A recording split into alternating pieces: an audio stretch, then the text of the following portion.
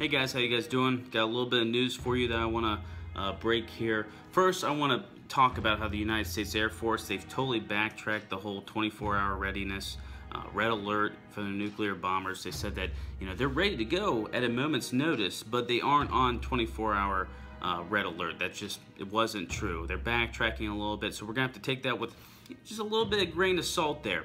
Another thing I want to talk about is Japan. Japan this morning came out pretty aggressive words towards North Korea, saying that they were a critical and imminent threat. Basically, they're echoing the same thing Donald Trump and his administration's been saying. All right, so while it's significant for Japan to come out and say that, it's more significant that Prime Minister Abe won re-election, and I'm saying that because he's gonna completely reform the military. All right, many of you may know this, some of you may not, but after World War II, Japan basically by law could only have a defensive military. They could only spend so much of their GDP on their military. They could not have nuclear weapons.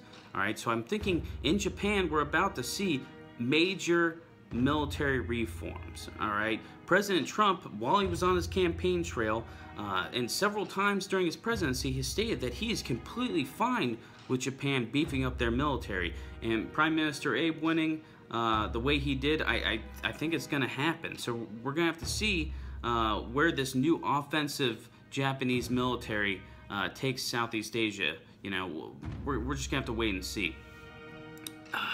Another thing I want to talk about, and this is definitely going to be speculation, all right? Because we've talked a lot about how we believe China is, not on our side, not with the international community.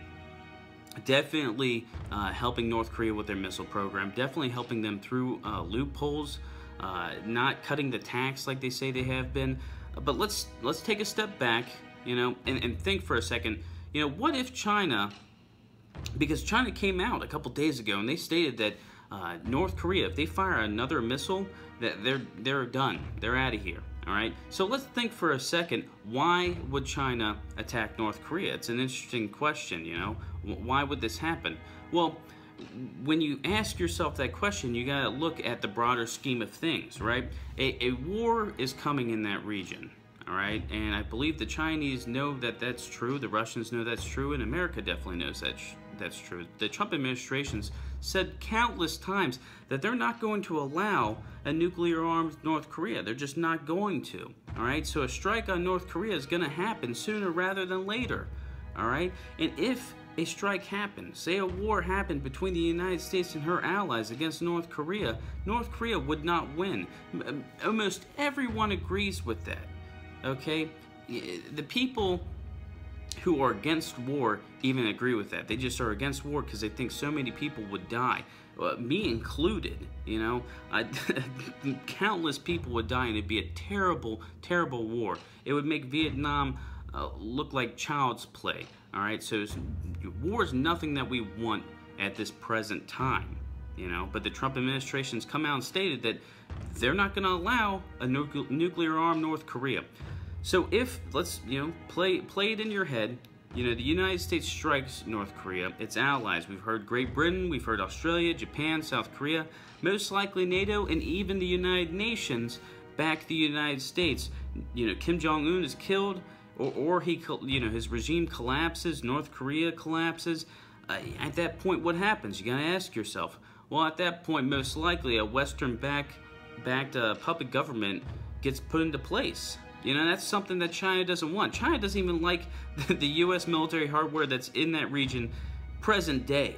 So if a puppet government was put in North Korea, or there was a unified, Korea led by the Western-backed South Korea, present-day South Korea, that's something China doesn't want. North Korea's always been that buffer between the Western world and their ideology, and that's the whole reason why they've propped them up. So at this point, maybe China's thinking, okay, war's coming. Kim Jong-un's not gonna win it. It's not plausible to think that he's gonna win. So if we strike first, we get a little bit more aggressive with our rhetoric. We get a little bit more aggressive with our threats. Kim Jong-un does not stand down. At that point, China takes over North Korea, and they kind of just encompass that whole area. You know, North Korea becomes part of China, or China puts in another puppet government that they can better control. You know, maybe a puppet government that is without nuclear weapons that the United States can quote unquote live with. You know, it's something that it's logical thinking. It's reasonable. It could happen. It's the only reasonable scenario that I would think, you know, China would actually attack North Korea, or that China would, you know, actually side with the international community. I don't think that China or Russia would side with the United States on a strike against North Korea, because they want, you know, China wants to be in control of that situation. All right, it's literally the only logical explanation I can think of at this point. If you guys have anything else that you want to add, please feel free. My mind's open to different possibilities. I still don't believe that there's a peaceful way to end this whole entire situation, and especially with Trump in, you know, the White House. And even if Hillary won the election, the war would still be inevitable. It's just something that we are going to have to live with, unfortunately. I'm completely against war. I do not want to see a strike on North Korea. I think at the very most we should maybe do a naval blockade. I think that's at the very most. You know, make sure that their weapon shipments aren't leaving Korea. They're just not getting out of there, all right? Or no, you know, missiles or any technology are getting into Korea. And if North Korea continues with their advances, with their missile program, at that point, you know, there's only two enemies internationally that you can look at, and that's China and Russia. It's a situation we're going to have to continue to follow. We're going to have to watch how, you know, China deals with this whole situation. We're going to have to see if North Korea fires off a missile, which I think is probably going to happen. It's been close to 40 days since their last missile test. That's a long time span. We haven't seen that since, you know, February of this year. They've been very active with their missile tests, so we're going to have to continue to watch that. We're just going to have to, you know, keep our eyes to the skies, guys. Drink a beer, say a couple prayers, because we need them. As more information about this comes out, guys, and any more you know, speculation, thoughts, I'll share them with you guys. If you guys have any other, you know, ideas that you want to throw my way, or you guys want to talk about in the comments, let me know. You know, put it down there. We'll discuss it. Thanks, guys.